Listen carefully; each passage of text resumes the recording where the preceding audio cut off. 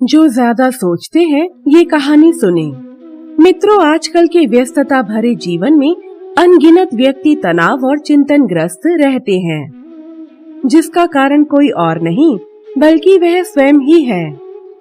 उनके अकारण सोचते रहने की प्रवृत्ति से उनके मस्तिष्क में बेवजह का तनाव बढ़ जाता है, जिससे वे अनेकों बीमारियों से ग्रसित भी हो जाते हैं।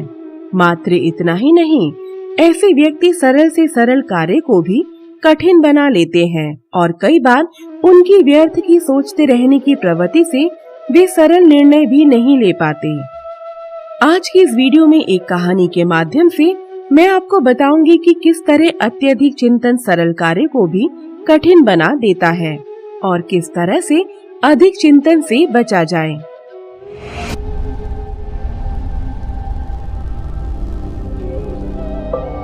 आप सभी का बहुत बहुत स्वागत है हमारे चैनल ज्ञान और वैराग्य में। मित्रों, आप सभी से निवेदन है कि यदि आपने अभी तक हमारे चैनल को सब्सक्राइब नहीं किया है तो कृपया इसे सब्सक्राइब जरूर करें।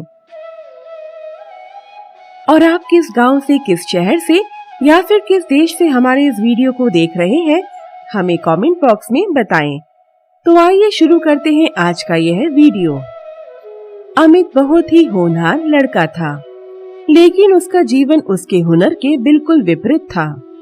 मेरे कहने का तात्पर्य यह है कि वह जितना होनहार था उतना कामयाब नहीं था। इसका कारण था उसका अत्यधिक चिंतनशील होना, जिस कारण से वह किसी भी कार्य को करने की जगह उसके विषय में सोचता रहता था कि वह उस कार्य को करने में सफल होगा या असफल। इस तरह वह सरल से सरल कार्य को भी कठिन बना लेता था और सरलता से होने वाले कार्य भी अधूरे छोड़ देता था। उसके साथ यदि छोटी से छोटी घटना भी हो जाए तो वह उसके विषय में हफ्तों तक सोचता रहता था कि यह मेरे साथ क्यों हुआ, कैसे हुआ, इसके लिए जिम्मेदार कौन है।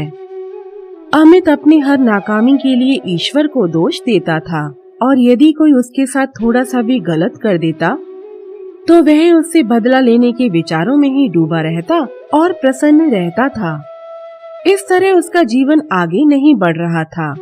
कहने का तात्पर्य यह है कि जिस अनमोल समय में वह कुछ भी कर सकता था, वह समय वह केवल सोचने में ही व्यर्थ कर देता था और इसके लिए भी वह ईश्वर को ही दोष देता था कि ईश्वर ने उसके भाग्य में असफलता ही लिखी है।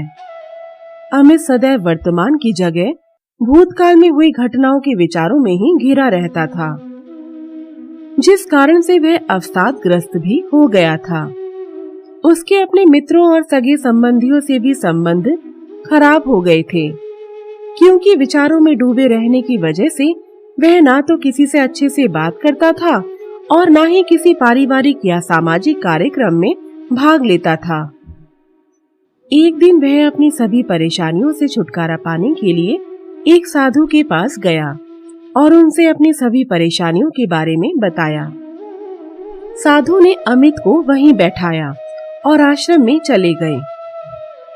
कुछ समय पश्चात वह पुनः वापस आए और उनके हाथ में एक मिट्टी का बर्तन था जिसमें पानी भरा हुआ था।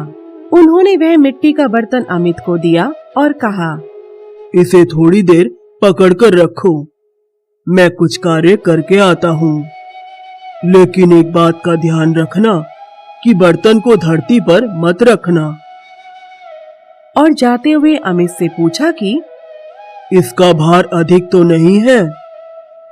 तो अमित बोला, यह तो हल्का है और मैं इसे सरलता से पकड़े रख सकता हूँ। वह साधु लगभग 2 घंटों के पश्चात पुनः अमित के पास आए तो उन्होंने देखा कि अमित के हाथ से वह मिट्टी का बर्तन छूट गया है और गिरकर टूट गया है। अमित वहीं बैठा था और बहुत चिंतित लग रहा था। अमित ने जैसे ही साधु को अपने पास देखा तो वह बोल पड़ा कि मुझे क्षमा करिए, मैं इसका मोल चुका दूंगा। साधु बोले, मैंने तो मोल की बात की ही नहीं। तब अमित पुनः बोला, मुझे क्षमा करिए, मुझ पर क्रोधित मत होइएगा।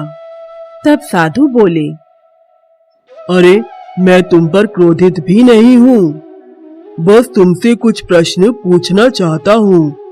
उनके उत्तर बिल्कुल सही सही देना।